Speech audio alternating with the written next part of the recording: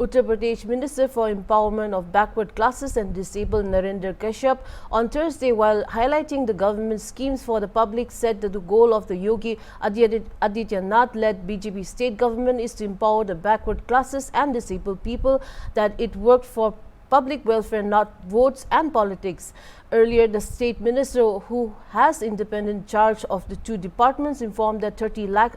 students of the OBS Society were given scholarships and free reimbursement with an amount of 2,475 crores, while poor families got into 2.5 times more marriage grant as compared to 2023-24. Also, BPL income limit increased to 1 lakh. इस वार्ता में सभी media बंधुओं का बहुत स्वागत और अभिनंदन है।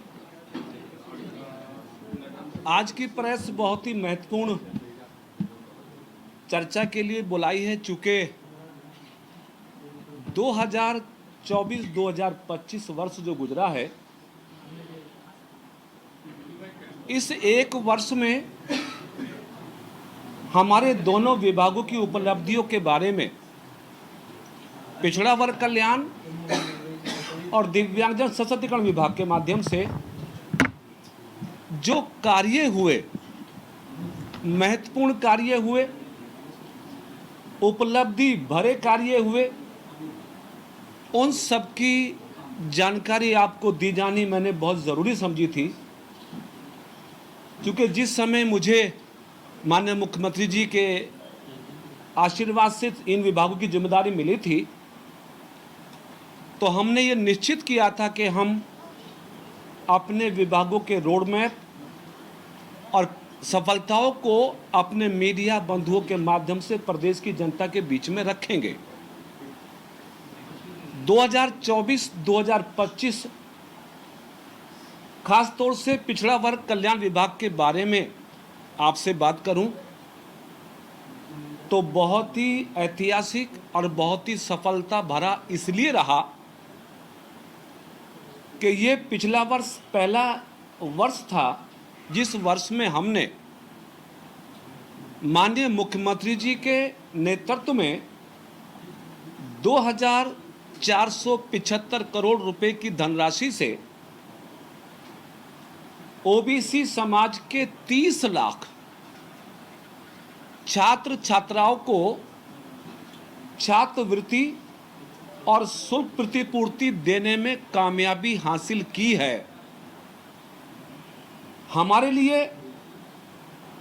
ये इसलिए महत्वपूर्ण है कि ये अब तक के सरकार बनने से, किसी भी सरकार के बनने से बाद का सबसे बड़ा परिणाम है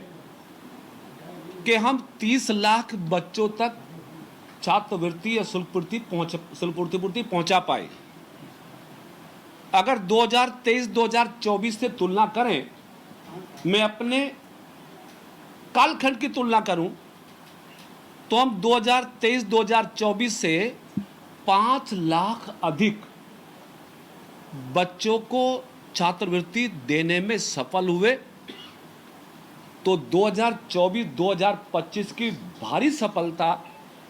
हमारे विभाग को मिली कि हमने ओबीसी समाज के 30 लाख बच्चों को छात्रवृत्ति और शुल्क प्रतिपूर्ति दी। दूसरा, पिछड़ा वर्ग कल्याण विभाग की दूसरी बड़ी सफलता, उत्तर प्रदेश में